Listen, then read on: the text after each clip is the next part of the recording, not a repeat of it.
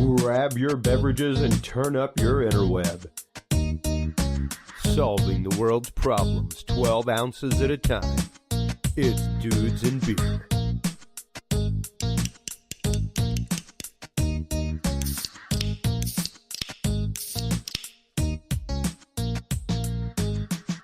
Well, hello everybody, and welcome to episode 215 of the Dudes and Beer podcast. Dudes and Beer podcast, everybody. Brought to you nowadays by Amazon Audible. If you are a fan of books like I am, but just don't have time to turn a leaf anymore, don't have time to sit back, relax, and read a page, but you have plenty of time driving, plenty of time working, stuff like that, where you can listen to an audiobook, check out Amazon Audible. You can go to audibletrials.com/dudes and beer.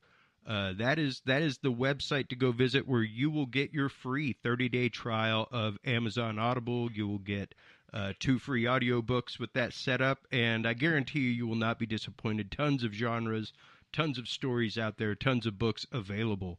audibletrials.com/dudes and beer is where you can go for 30 free days. Tonight on the broadcast, I am very, very glad to welcome back a friend of the broadcast, as well as Shamanic Healer and host of the PlantMusic Podcast on Podbean. We have Carlos Cedillo in the studio with us today. Hiya. Yeah, I mean, pretty rare that I'm even home to be in the studio these days, much less to be able to have somebody cool like this on. Anybody who is a fan of the show, who's a regular listener, and those of you who aren't, who are new, I am a huge believer in and user of crystals, clearing rooms, meditation, things like that. It's an incredible vibrational energy that they put off. There's been tons of work done by IBM to actually show the storage capacity of crystals, quartz crystal, things like that. Most of that was done back in the days of the discovery of the actual Mitchell Hedges crystal skull, which we can get into a little bit. Carlos having done a little bit of work in the realm of Mayan prophecy, in the realm of Mayan study himself, being a Mayan shamanic healer. So welcome back to the show, Carlos. Hi, Christopher. This is awesome. It's glad great to be in your little awesome studio here. It's a fun little jaunt of toys to be around. That is for certain. And I'm so glad that you're here tonight. I love it whenever you post new episodes of your show. I love kicking back. It's been a while since I've done a show. Yeah, I know. I've been doing other things. Well, you've been focusing on your professional career. You know, feel free to plug away. If you're somebody out there looking for a house, feel free to check out Carlos Cedillo. I am a realtor with KW Keller Williams Heritage in New Braunfels now. So that's what my main focus has been for the past couple of months. Yeah, and I mean, hey, life happens. You know, this show has had so many incarnations to get to the point where it is now, which was the original plan of the show. And it's one of those, you know, how do you get to the point that you have whistleblowers on your show? Like, that's going to take a minute or two.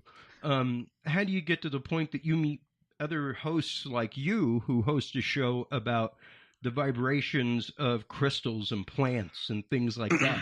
Seashells. Yeah, too. Seashells. And humans, our own vibrations. Yeah, it's really wild. And as someone who's had a very personal spiritual journey through things like this, through Christianity, it's interesting to me to sit back and talk to people like you who've had a shamanic journey yourself. Yes, quite the journey. And come into that realm. Explain to our audience how it is that you came to be in contact and I guess, influenced by crystals, healing, vibrations, things like that, Carlos. I spent a lot of time in the deserts in Mexico. And after college, I was here at University of Texas studying music, and I studied jazz at Southwest Texas, formerly known as Southwest Texas State University, now Texas State in San Marcos. And after I kind of got out of my college years, I didn't feel like going into the workplace, 9 to 5 job, and so I escaped down into Mexico.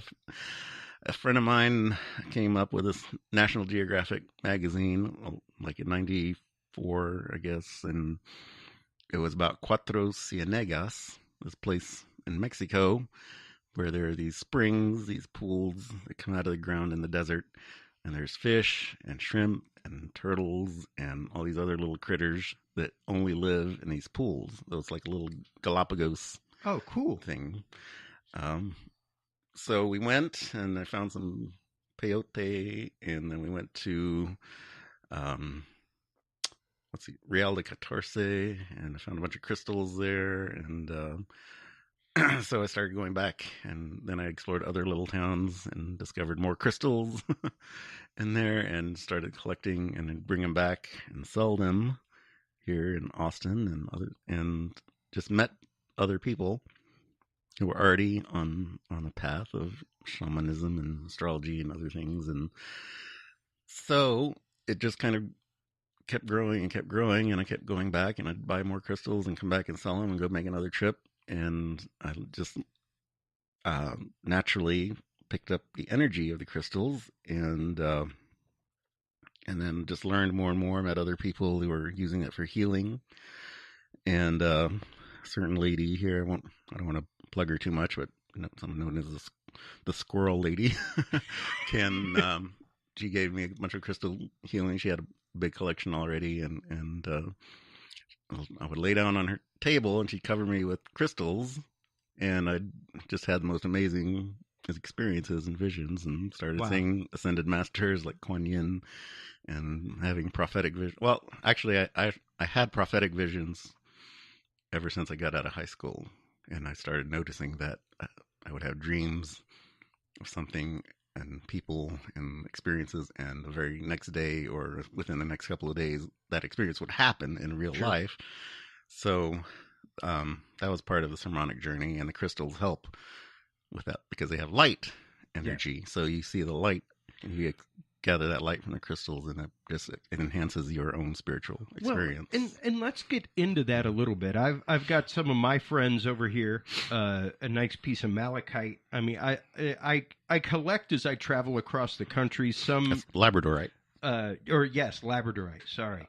I've got a nice piece of emerald that my brother gave my son because that is his birthstone. Nice aragonite, nice chunk of natural copper, a piece of bismuth, pretty hard to find naturally, but a nice piece of lab-grown bismuth, as well as a piece of amber. And you brought some of your friends as well over here. I brought a amethyst Merkaba and a piece of danburite. This is only found in 2 places in the world, Danbury, Connecticut, and Charcas, Mexico. And a little green fluorite, octahedron here, and a moldavite. It's pretty fascinating. Yeah, moldavite is interesting. That's one of those that is an actual celestial mineral. That is one that only asteroid. Yeah, only comes to us from asteroids. And then a couple of other calcites, and this one is from the Zona del Silencio, nice. Mexico. Desert crystal. Do you mind if I see that? Because I have, wow, that's amazing.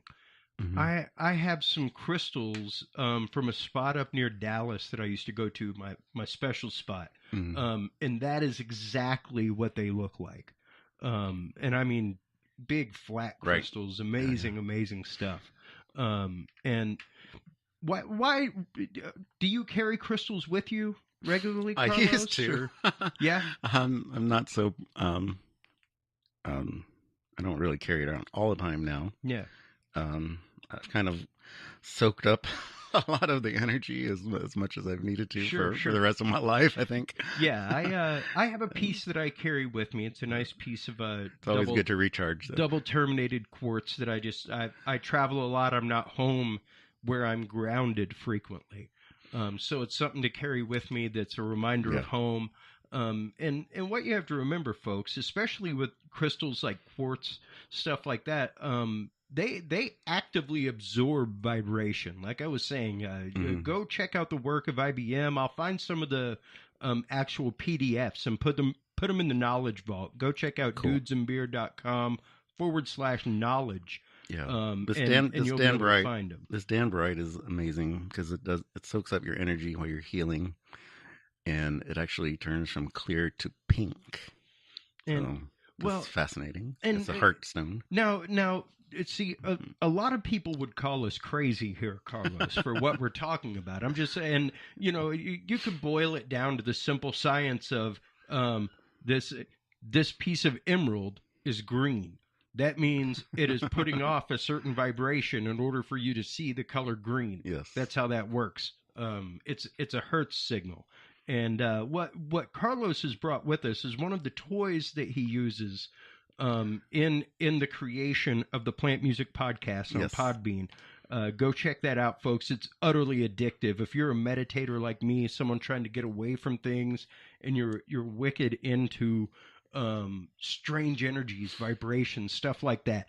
That is what we're about to start getting into.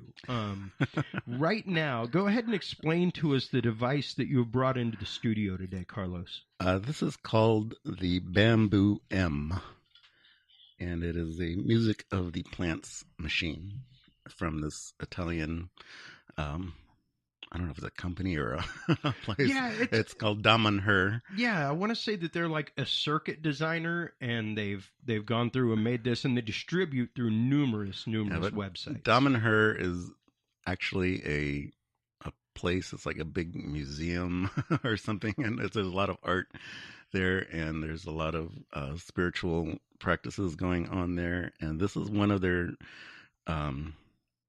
key devices that they invented for spiritual practice. Yeah, it's an electromagnetic device. I'm not sure of the technology in it, but I'm pretty sure that this is somehow related to the work of Wilhelm Reich, because he had a lot of devices that would do the same kind of readings of energy. Well, I think it's almost like like an auditory version of Carillion photography. That too. If you consider Carillion photography, which was considered pseudoscience for a long time, but has actually come into the realm of study here in the last many years, where we can see that yes, plants have an electronic field. And we can physically see that when using Carillion photography, which actively uses electrolysis on the film plate. It runs electricity through you in order to see your bioelectric signature magnetically on the film. Yeah, so the U.S. government used to go around destroying these kinds of devices that we're talking about. All the time. So they tried to keep it down, but now I think it's going to have a major resurgence, especially with this kind of device. What we're going to do as we go through the show today, one of my very special friends is hooked up to the Bamboo M right now. It's been hooked up since before we started, like Carlos and I were saying. Crystals pick up vibration. They pick up energy. So we've had our crystals around us, talking about them, talking to them, hooking them up to the machine, stuff like that. And we've had my selenite pillar. Let's talk a little bit about selenite, because a lot of the Southern Indian tradition, as far as Aztec, Mayan, things like that, actually use selenite. It grows in a pillar formation. It's a calcite formation, folks. But it is known for its energy and connection with the celestial and angelic realms. Right. This is actually a form of selenite. It's actually called ulexite. Okay. Which a lot of people call it selenite. Yeah. Because it looks a lot like selenite. However, this has more of a fibrous texture to it. It's like fibers, it looks like. So it looks like fiber optics. Yeah. So you have it smooth on the bottom, and if you had it equally smooth on the top and you put it on top of a newspaper, you would actually be able to read the newspaper on top of the crystal. Oh, wow. So it's projecting light. So yeah, it's a form of, so it's definitely related to selenite, but all right. It's not exactly that, but that's okay. but it's hooked up anyway. And do you want to just turn the volume? It is receiving volume? Signal right now. Yes. This is the actual vibration of the crystal itself. Yeah, the melody. The melody that it creates. Yeah. It's a fantastic device. I love this thing. I want to get one because I'm a huge rocks and minerals fan. I'd love to go around and just hook it up to different plants out in the world. Yeah, it's fascinating. But so what's happening is this Elexite is vibrating just as it normally would do every single day for 24/7 all the time. And this device is actually picking up that broadcast of the crystal and transforming it into MIDI notes, musical instrument device interface. And so the Bamboo M device is translating. Oh, that was cool. Yeah. Those low notes there. Translating the energy of the Elexite crystal into these notes. Excuse me. And translating into music. Now I can change the sound if I wanted to. And we're going to plug it into the synthesizer in a little while. There's a MIDI output that can... I had to order that special from Dom and her to get that. Yeah. To do that. And but let's just let this play for a little while. Yeah, it's utterly relaxing to sit back and just listen to. Right. So that energy of the crystal, if you were using the crystal in a healing session, you'd hold it or put it on part of your body as you're laying down, and or just have it next to you while you meditate. And that this frequency that you're listening to, you will be feeling, if you're an intuitive enough person, accepting of the healing that it's transmitting. I'll see what happens, but whenever I touched it earlier while it was going, it actively started changing even more. Yeah, you brought those low notes in. Yeah. I'm a pretty mellow guy. So Christopher is touching the crystal right now, so you're getting the crystal and Christopher's energy at the same time. And I've just let it go. But absolutely beautiful and slightly haunting whenever you start really listening to it. So to talk a little bit more about crystal healing, I mean, really a lot of people have used crystals, minerals, for thousands of years. Yes. If you, especially, I was explaining just a week or so ago, every Easter, my wife and I, my family always watches Jesus Christ Superstar.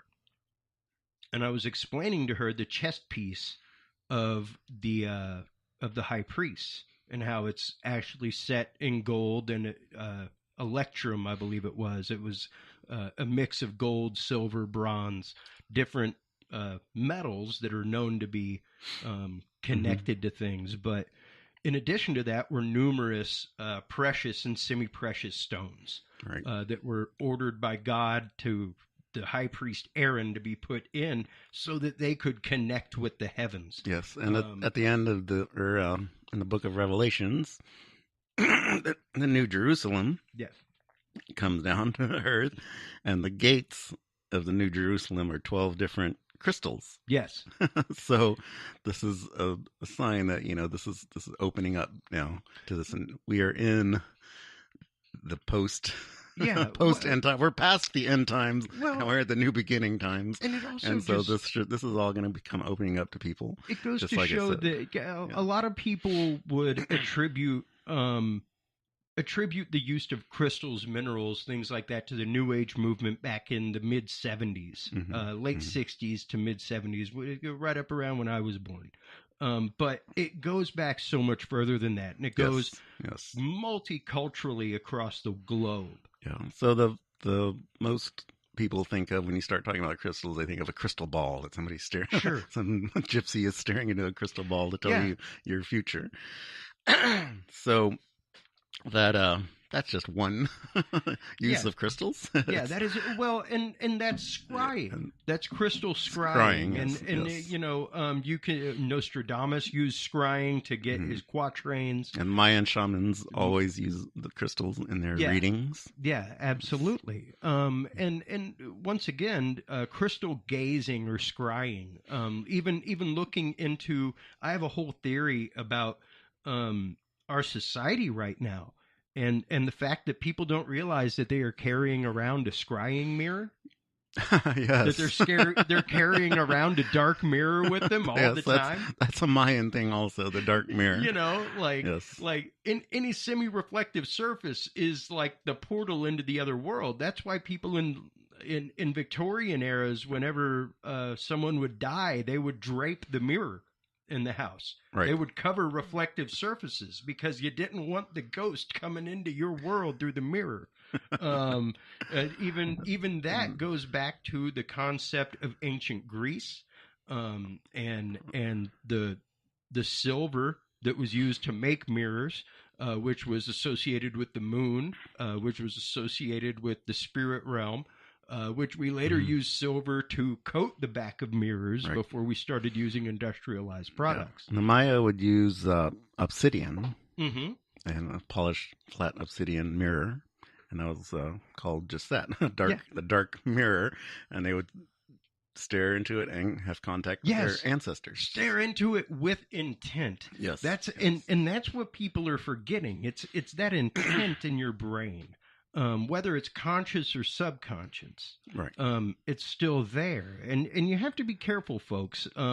When you're playing around with these things, you shouldn't be playing around with them. Number one, I'm not a big fan.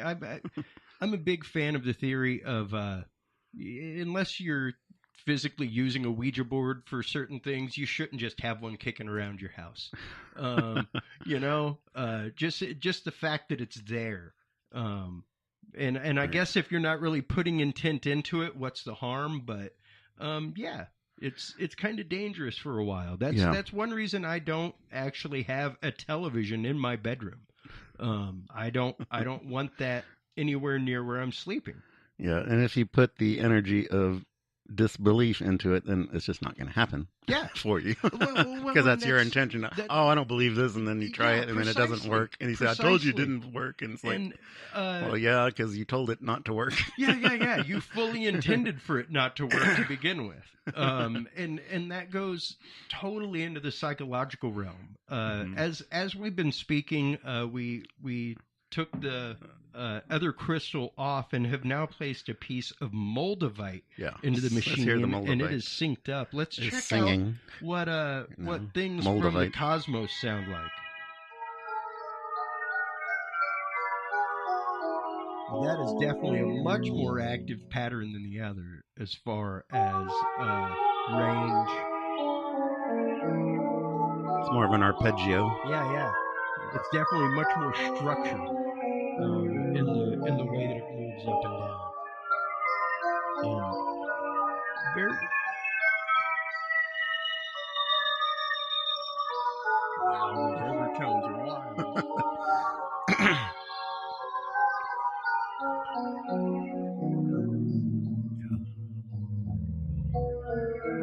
Goodness. Wow. So this is actual music from space. Yeah, like you can buy the circuit music from space and build it and get cool stuff, but this is like actual music from space. This is a chunk of rock that fell from space that we are listening to the electromagnetic frequency of. Pretty wild.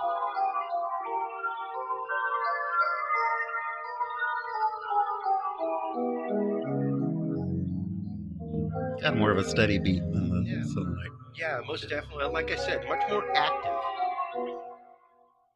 And now, Carlos, as you've been on the journey of shamanic teacher, shamanic healer, how have crystals played into your life? How have minerals played into your life? How do you advise people to use things like that? Do you advise most people to use crystals or rocks, minerals. When you're, like they say, when you are ready, the teacher will appear. Yeah. Right? So I was ready, and I went out and I found the crystals, and many other teachers showed up for me at that period of my life, and still continued to. I met not just the shaman Caroline I mentioned, other shamans. I got to go on Sacred Journey with Don Alejandro Cedillo Perez Oshla, otherwise known as Wandering Wolf, or Tata, the Grand Elder of the Maya. I got to go on a couple of sacred journeys with him. He had his own crystals, and he carried this bag of red beans, and he had some yellow crystals inside of this bag. And when he did a reading for you, take a handful of crystals, or of the red beans with the crystals mixed in there, and would start counting by groups of 4, and according to the days of the Mayan calendar. And so whatever you ended up with, 1, 2, 3, or 4 crystals at the end of the reading, that would kind of be determinant of the strength of the reading, and whatever day you landed on as he was counting according to the calendar, that would be his prophecy. And he would be getting messages from the ancestors, the Mayan ancestors, and they call that lightning in the blood.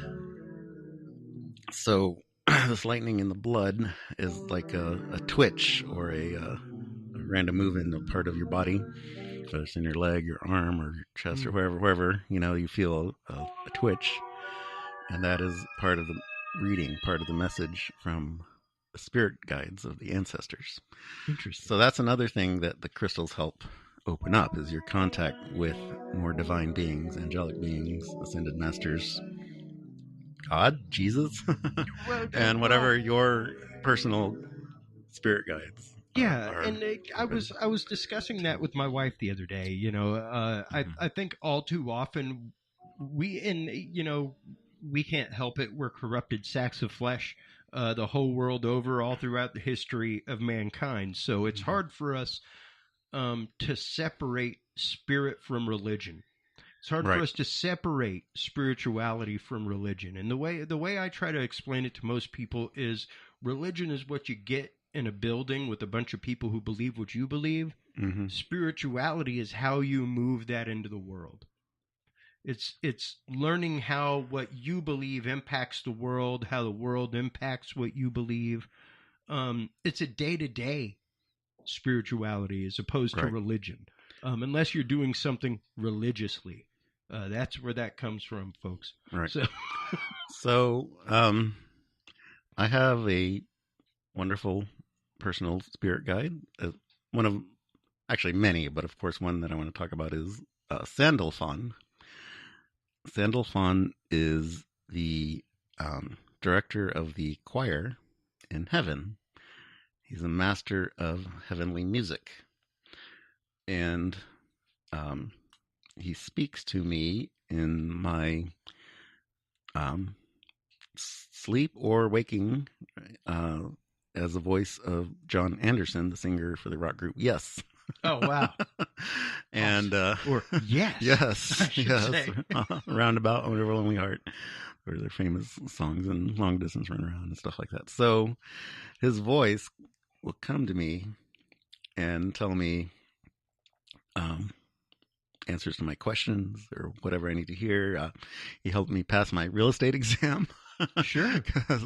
And would help me use, like, be yelling the answers, B, B, B, or whatever. Yeah. This one is C, or this one is A, or you'd be saying, so whatever letter, thankfully it was just a multiple choice. But he would say whatever letter. Thank God it wasn't an essay. Yeah, whatever letter he was screaming the loudest was the one I would pick, and I just go on to the next question. And so there's lots of ways that the Ascended Masters and angels will help us out. Well, and of course, like we were saying about the crystals earlier, with spirituality, with religion, with anything like that, number one, it takes the case of you have to be open of mind, you have to be open of heart, open of spirit, and of course realize that the interpretation of the message that you're looking for probably isn't the answer that you're actually looking for. Like most, and the way I explain it to people is like, well, I prayed to God and I didn't get my answer. Okay. Well, have you examined numerous things that happened? Like, sure, maybe you didn't pass your history exam. Did you actively study your history? Or did you just plan on God to miracle you through history? And it's hard for us in a modern day rush society to have the time to spend, to meditate, to really get in touch with that small, still voice, because even John Anderson singing to you is a small, still voice. Yeah.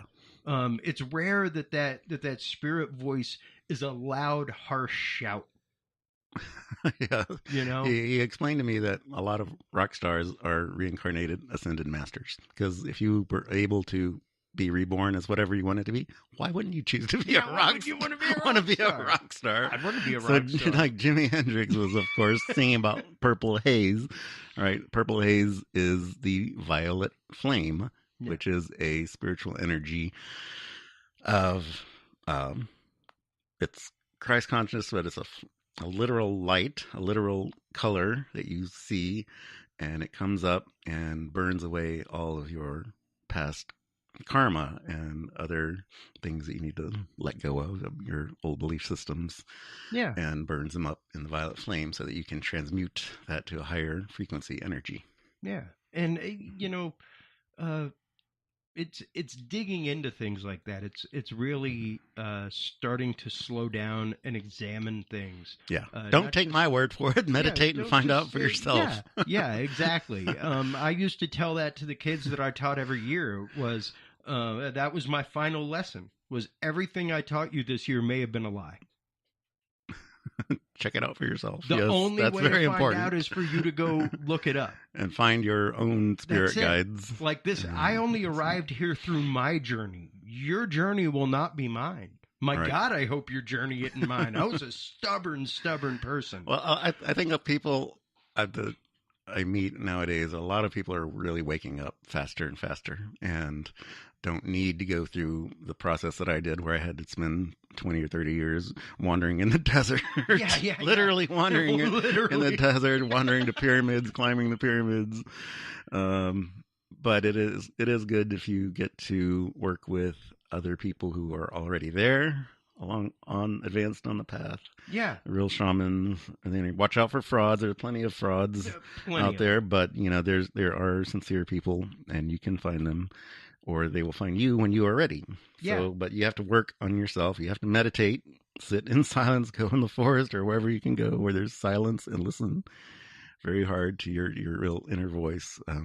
Pay attention to your dreams. Everybody has their own dreams, so there's plenty of information coming into you if you're willing to study it and take it seriously. Well, and I think most importantly, I've been considering. You got a chance a while ago to actually meet my young son, going on 2 next month.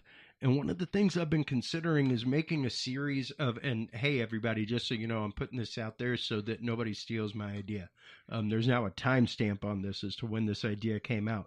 But I'm going to start making motivational posters for kids' rooms. Like the ones like "Hang in there," or like devotion. The ones that you see, like the power posters that you see. But it's words like, "Don't let other people define who you are." Right. Things like that. What I see, if you failed, it's because you tried. Some of the traps that I see going on right now is there's a lot of these festivals, and the one that I really despise the most is Burning Man. Yes. I just it's like so obviously it's hedonistic ritual. It is not what it once was. When it started 15, 20 years ago, it was a little bit different. But now, it's definitely... I never wanted to go. Even when it first started, I was like, oh my God, I'm not ever going to go to that. I'm not going to go just spend a week out in the desert for no good reason. Exactly. If I'm going to go in the desert, there's going to be peyote out there. No, exactly. And I go and you find the peyote. You eat it, and you... And not from some dude named Carl. Hey, I got some friends named Carl. Me too. And anyhow, nothing against you, Carl. the thing is, it's like burning cross, right? Burning wooden effigy. Yeah. Think other groups that do that, like KKK does, and it's you like the similarities. You dress in costumes and run around and burn things and make human sacrifices, like lynching and people. Well, not just that; it's the energy that you put into it. Right. It's the energy that you're putting out, and when you think about things magically, there is a concept in magic called the egregore, which is kind of like a golem, right, in a sense. For those of you who haven't tuned in before, whenever we've talked about the concept of the golem was a clay statue, according to ancient Jewish mysticism, that was made by a rabbi at one point to take care of things that he didn't have the time of day to handle. So he would put a request on a little piece of paper into the golem's mouth, and while he slept, the golem would come to life and go take care of it. Right. It's a common concept in magic, things like that. Yeah. What I'm talking about is kind of a golem, but on a mass scale, where people have given energy over to something that has now come to manifest. Giving away your power is what it's called. And a prime example of that is actually Wes Craven. Wes Craven was actually afraid that the Night Stalker in L.A. was a result of an egregore created by his movie Nightmare on Elm Street.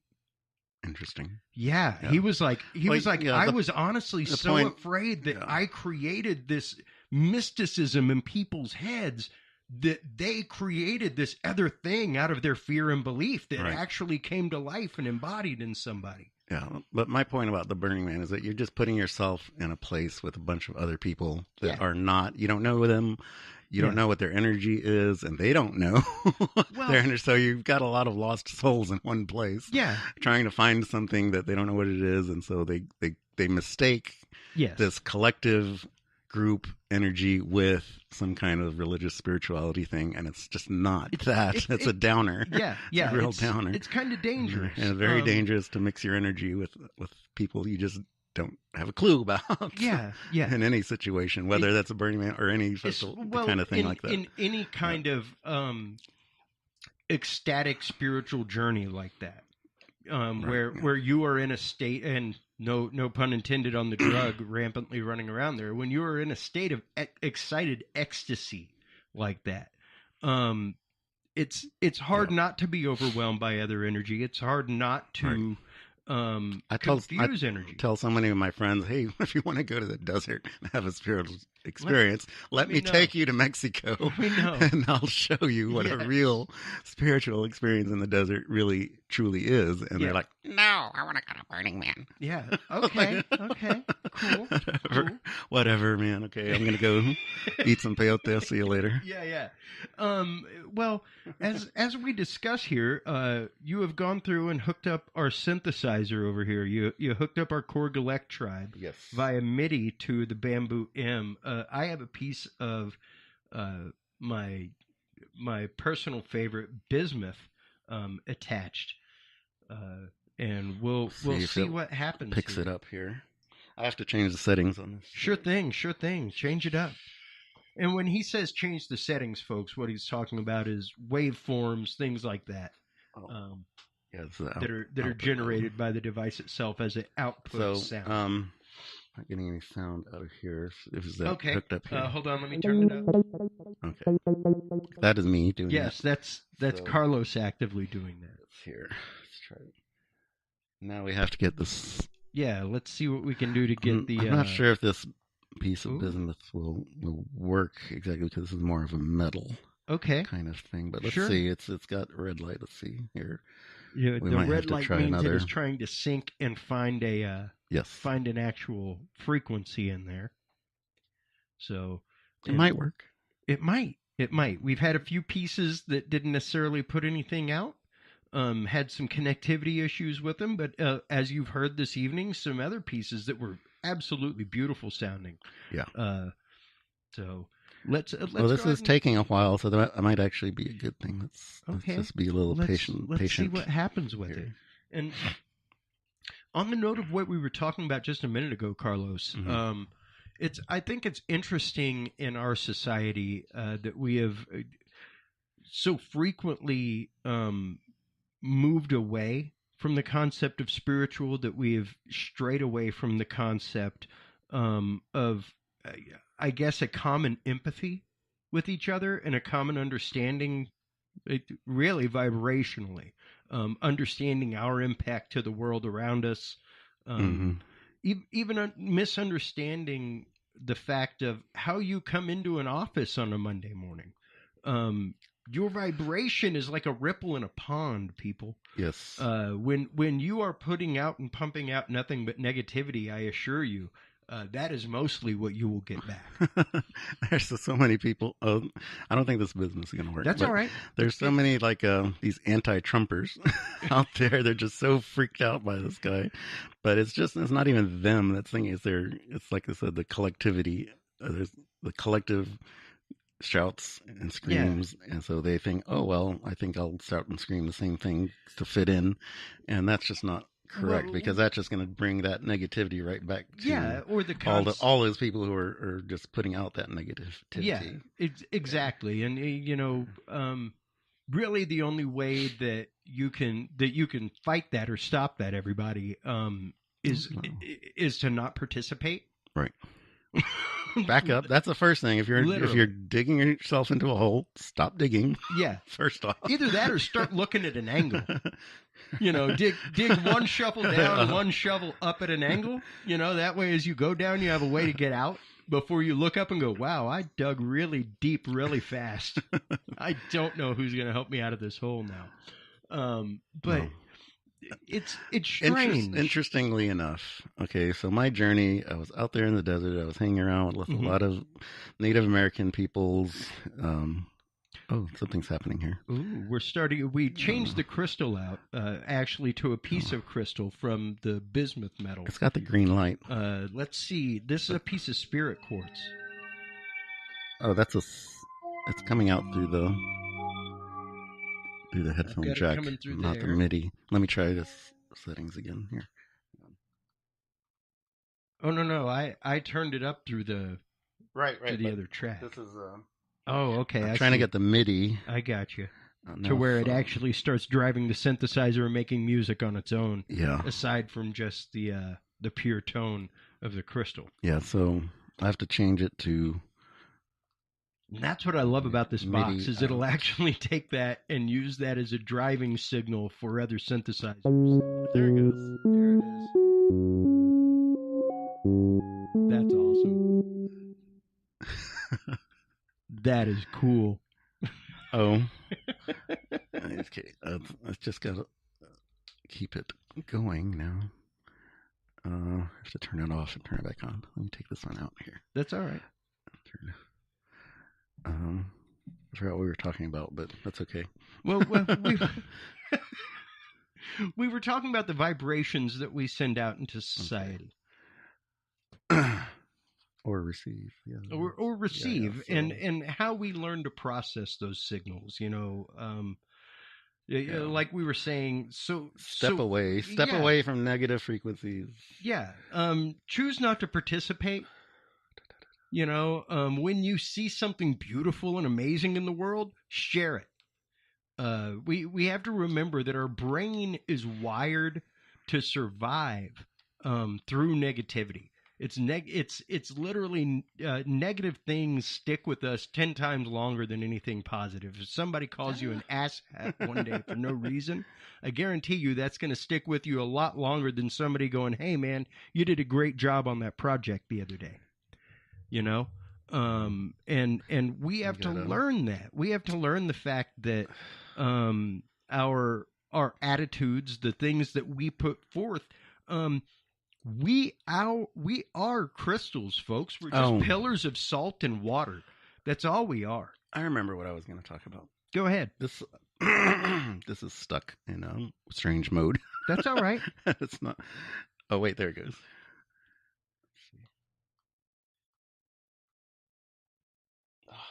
almost. That's all right. So I have to keep turning it off and turning it back on so it'll reset. yeah, whenever... we're resyncing it to the crystal and to the external device right now. So I was on a path of environmentalist ilk, and like I said, hanging around Native Americans and other indigenous peoples and learning all of that philosophy and traditions. And suddenly, it was around after Halloween, Day of the Dead time last year, that I realized that road was over. And I had to start a new road. It was a day 13 crocodile on the Maya calendar. So the 13 is the end and the crocodile is the beginning. So I had to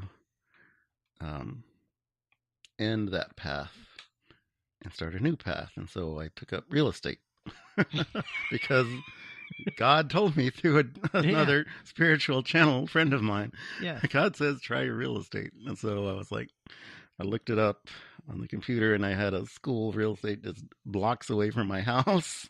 And so I took it up, and sure enough, it's a new pathway for me. But it was because of the spiritual path that I found this new path that I'm on. And instead of being like super environmentalist, protect the earth, if this and that can happen to the earth, and I realized that if you really want to protect the earth and love the earth, well, save up your money and buy a piece of it. And protect that little piece of earth. Absolutely. And every human being has a right to have a home that however they want, wherever they want, and they can save up their money or get their friends together and build a house. It was kind of a natural development for me to go same from mission, new path. Environmentalist to real estate. Sure. So it's like, if you want to save the polar bears, you love polar bears. Polar bears are great. Hey, save up your money and buy the North Pole or whatever, to save the polar bear. But if you try to stop progress, like the oil pipelines are the thing that people want to stop, right? And it didn't work out so well. And this crystal's not working out. I might have to try another one. Sure. Here. So, you just have to change your method, change your attitude. You do, and it's a grow up. Well, and it's a conscious thing to do, and it's something that much like having a diet or anything like that you're trying to do, folks. You have to stick with it.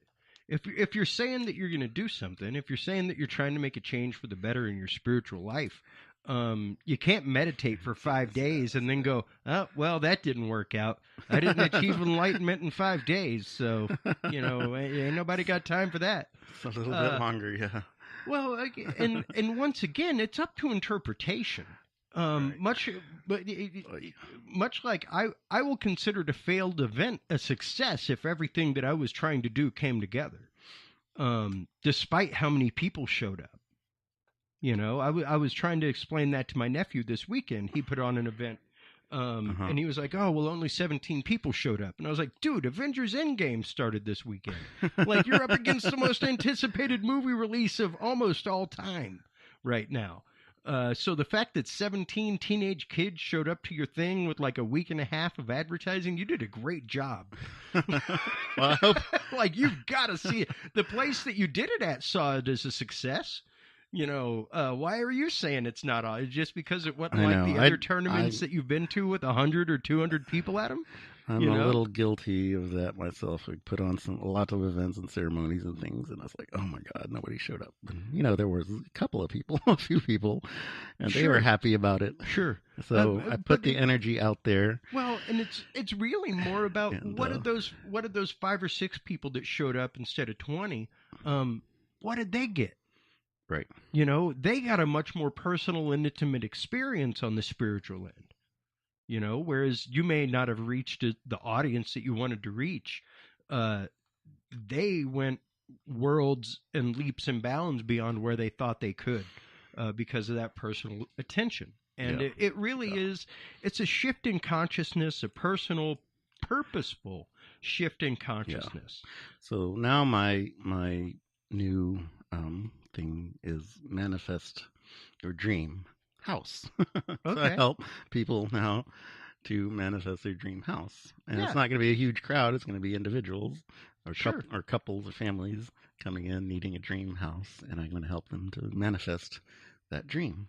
Yeah. And I'm trying to manifest some signal from this machine right now. I think I think it's tired or something. Well, I mean, we have had it on for quite a while, playing with it before we started the show. And for me, like you're saying, to take things to a new message, to take things, I taught spirituality for years, and then one day started doing rock and roll. And people were like, wow, that was a shift. And it was like, yes and no. There's still people in this industry that need help. Like, that's half the reason I started my Talking Sound podcast, was because there are people like me who have this great realm of knowledge and want to pass it on to people. We want to help train the next generation. We want to help pass this knowledge on like somebody passed it on to us. Because it is a vested thing that we're doing.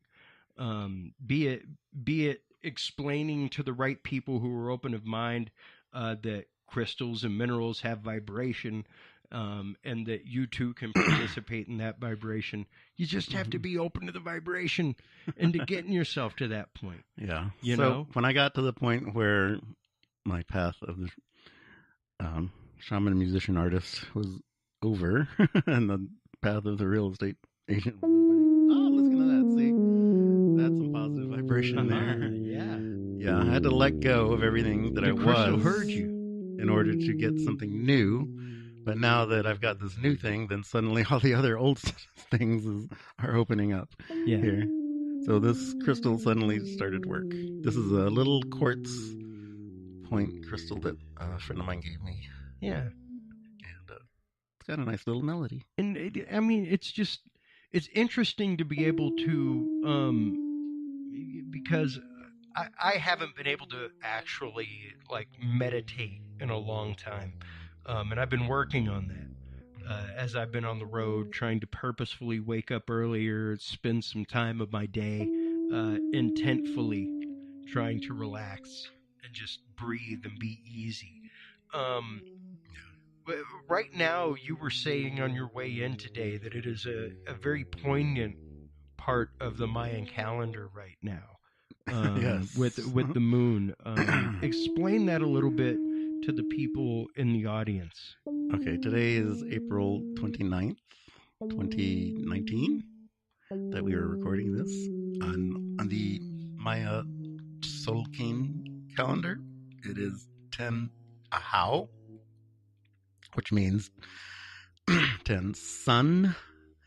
The number 10 is 2 lines, 5 and 5 on top of each other, and it is associated with darkness, with the dark side of things. But you need the dark and the light to manifest something, so it's also associated with manifestation, something coming into being. Yeah. So we're kind of manifesting this show. I hadn't messed with my little crystal machine for a while. So well, and this is good. And it's interesting because I know last time you were on, we had a discussion about the Mayan prophecy of 2012, and December 25th being the 21st. End of, or 21st being the end of a cycle, and what that means, and how so many people had really misinterpreted that meaning into like the end of all things, right? End of the world. And much like we're talking about spiritually, with interpretation and learning to see things from a much more spectral perspective than just going, ooh, look, there's white light. That white light is made of like so many different bands and frequencies. Mm-hmm. As is the world of prophecy, and you really have to learn to interpret that stuff with an open eye, with an open heart. It's not black and white. Yeah. Time is not a straight line like they try to teach you in school, that you have timelines and this happened and this happened and this happened and then that happened and this is going to happen and that's going to happen, whatever. That's time is a spiral in the Maya. It's kind of like a tube torus. So these frequencies, there's faster frequencies in the middle, and there's bigger, longer frequencies on the outer edges of it, and these cycles interact on all different levels. So, like, it's all like the crystals have recorded memory, so time has these record memories, but the time is really one thing, but from our dimension, the third dimension, we see it unfolding as if it were just a straight line. Yeah. And the reality, when you get to the meditative center, what Buddha's immovable spot, this place of seeing and knowing all things, you see the higher dimensional frequencies. You see that in the higher dimensions, there are other beings like us in the 3 dimensions. There's beings that live in the higher dimensions, and we individuals here in the 3rd dimension, we have parts of us that are also existing in these higher dimensions, all the way up to ultimate source, God source, energy, whatever you want to call the highest vibrational dimensions. And in between that and us, there are other beings, and we can call them angels, or there's other fairies or gnomes or the machine elves or the ascended masters and etc. So you have to put yourself into that stillness in your heart, listen to your heart, and find these other realms and beings, and start to not be afraid. Don't ever be really afraid, but just go and walk in these higher dimensions, and you can start to make these big changes and big decisions here in your 3rd dimension, and hopefully attract the correct energies of other humans and other beings and experiences that will help lift you up into the higher dimensional realm. Wow. That was channeled. That was somebody else talking, not me. I literally just saw that happen in front of my face. It was sandal fun. Like your entire physiology just changed in front of me. I was gobsmacked when it happened. I saw the switch flip, and that was a beautiful, beautiful moment to witness. Thank you for sharing that. Thank you. And so many people get so caught up in everything around them, in the whirlwind of the world that's around them.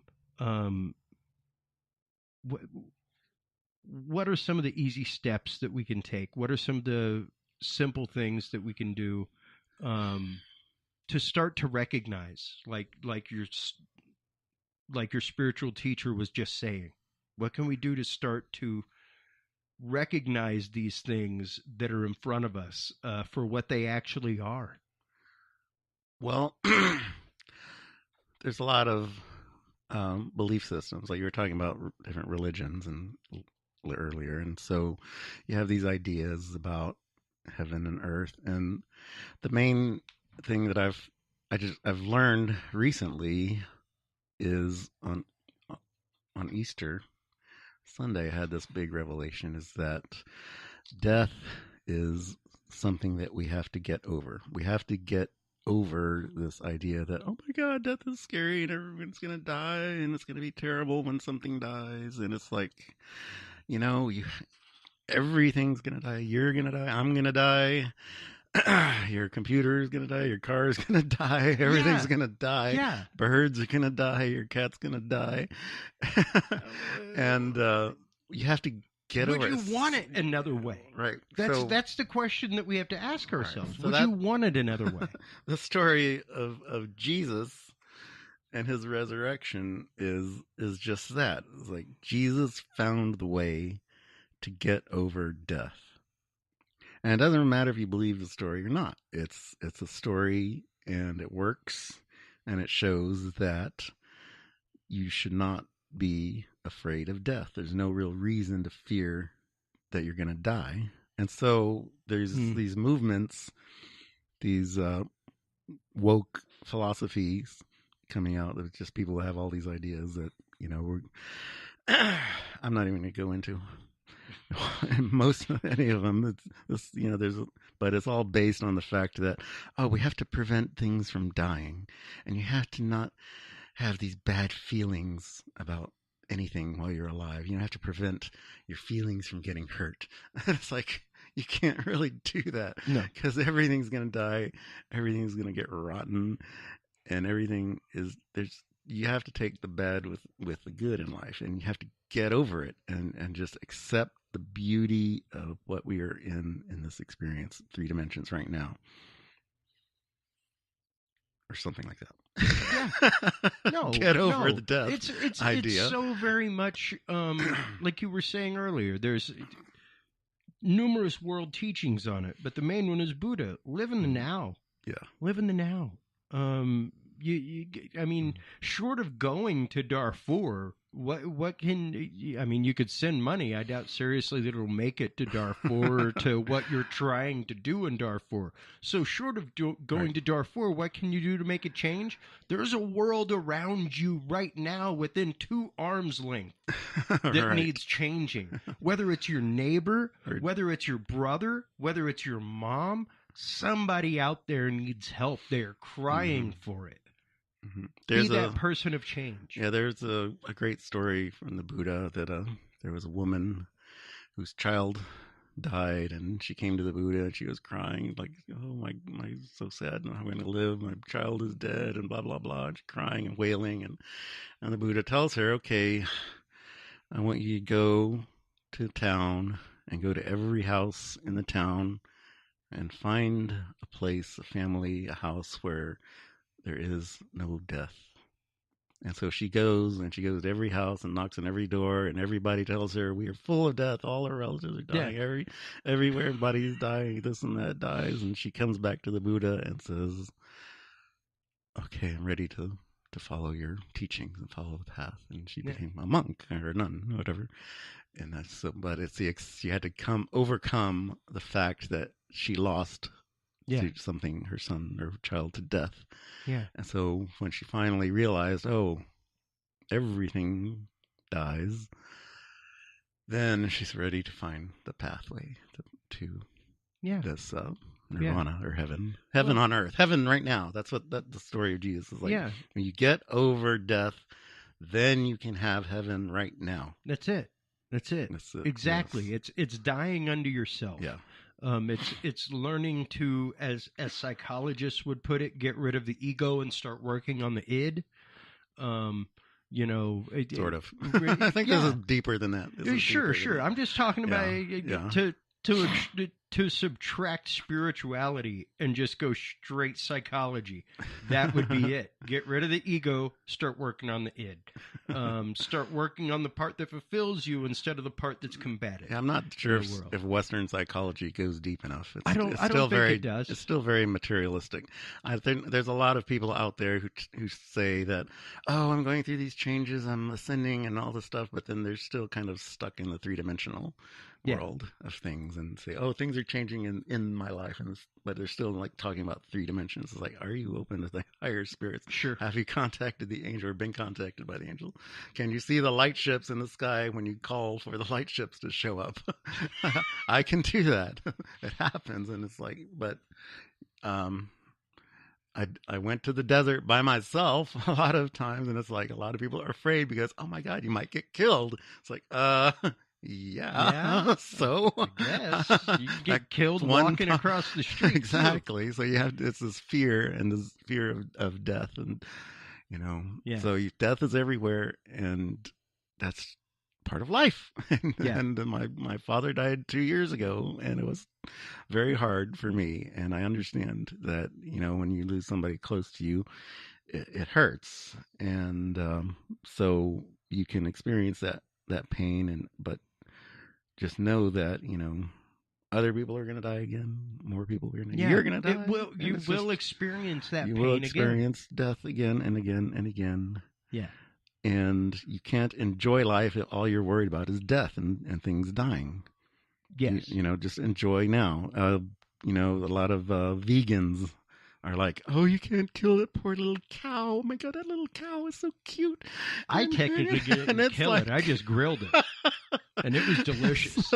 That cow, if you don't kill the cow, there's going to be millions and millions of these fucking things wandering around, stomping all over everything, eating the grass, and they're going to kill you just by stomping on you. Sure. You know, there's going to be millions and millions and millions of these things wandering around. It's going to be terrible. It's going to be bullshit everywhere. So, literally bullshit if you don't eat these things. So... Well, and, you know, I couldn't close this episode on a more poignant thought. Spiritually, because literally, man, spiritually, we got to flush the toilet, folks. We got to get rid of it. Yeah. We got to get rid of it, you know, and we have to be ready to be rid of it. Yeah. You know, we have to be ready to move on. We have to be ready to reach that next realm. It's amazing how many lessons there are in that. It's such a simple example. Yeah. So the onion goes deep if you start peeling, folks. If you really don't want, you know, to see things killed, you know, how are you going to teach your cat not to kill birds? Yeah. You're probably not. You're probably not going to. Unless you take its claws off, in which case you increase your cat's chances of getting killed for not being able to defend itself. Or it just toys around with it for a long time. And, you know, Carlos, thank you so much for coming back on the show. We've got to have you on more regularly about stuff. Just so much more to talk about. There is. And it ties into crystals. It ties into plants. It ties into vibration. Everything ties into these things so much. Our world, the way that the world interacts with each other, the way that we filter the way the world interacts with us, has entirely to do with vibration, be it good, be it bad. And to sit back and physically have this in front of us, to hear these vibrations and be able to become one with them, is such a beautiful thing. Thank you so much for taking the time to come in. Thanks for having me. I'm glad. Absolutely. Glad I came over to do this. Most definitely. Everybody, make sure to go check out the PlantMusic Podcast. PlantMusic.podbean.com. There you go. While you're online checking that out, please do make sure to stop on by the Dudes and Beer Podcast. Dudesandbeer.com is where you can check it out. All the great episodes, all of our guests. We have some great articles that we post regularly on Facebook. You can link to us there through the website. We've got the Dudes and Beer store with tons of books from our guests, as well as other books, equipment that we recommend, things like that, ghost hunting gear. Oh, if you need a house, stuff. If you need a house, look me up. Look me up on Facebook, Carlos R. Cedillo, Cedillo. There you go. And I can help you manifest your dream house. That's right. And while you're doing that, make sure to check out DiamondCBD.com. That is where you can get all the great products from Diamond CBD, everything 100% natural. CBD is now legal all over the United States. I was literally just prescribed CBD the other day. I had my doctor write it down on my recommendations. I was like, hot dog, look at that. People are starting to wake up, Carlos. That's good waking up. So on that note, make sure to go on by diamondcbd.com. Use the code DUDES420 in your cart to get 30% off. This crystal is still singing. It is. You should go out with some of this. Oh no. Where is it? That's a synthesizer. Yeah. I've got it turned up. Is it? Yeah. Oh. Maybe it's not singing. Okay. It's green. Well, it's got the green light. Oh, I'm not getting sound out of here. There it is. Oh. No, that was me. Okay. Well, it's not singing. Once again, thank you so much for joining us, Carlos. Until welcome. Next time, everybody, take care of yourselves, take care of each other, and remember, if you can't be good at it. We'll talk to you soon. Bye-bye. Thanks for listening to this episode of the Dudes and Beer Podcast. To listen to our audio streams or chat with us live, download the official Dudes and Beer app for Android and iDevices, available on Google Play and iTunes markets. For more episodes, content, and information, visit us online at dudesandbeer.com. You can also find our episodes on Breach.tv, iHeartRadio, Spreaker, SoundCloud, iTunes, YouTube, Stitcher, or your favorite podcast service. Dudes and Beer is a proud member of the HC Universal Network family of podcasts. For more about our sponsors and other podcasts on this network, visit hcuniversalnetwork.com. Thanks for listening, everybody, and until next time, drink responsibly.